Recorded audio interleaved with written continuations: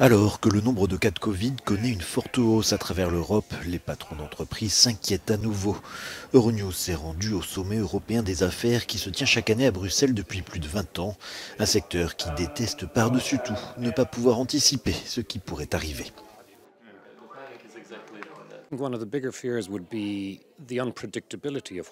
L'une de nos plus grandes craintes est l'imprévisibilité des événements. Les entreprises prospèrent dans des conditions relativement stables. Et si vous regardez les 2 dernières années, nous avons connu des hauts et des bas, mais certaines parties du secteur sont revenues en force.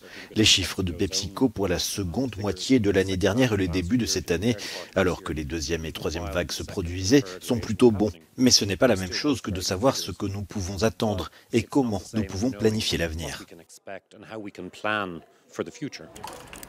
Les secteurs de l'économie numérique sont sortis renforcés de cette crise, une crise qui a accéléré les développements et apporté des changements qui sont là pour rester.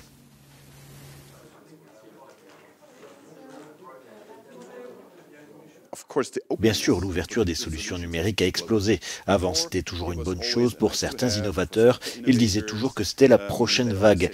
Mais la population générale, au moins en Allemagne par exemple, était quelque peu sceptique à ce sujet. Mais le numérique nous a permis de rester en vie et en activité dans la plupart des cas pendant la pandémie. Ainsi, beaucoup d'entreprises, mais aussi d'institutions gouvernementales ont accepté que c'est la façon de faire, également après la pandémie.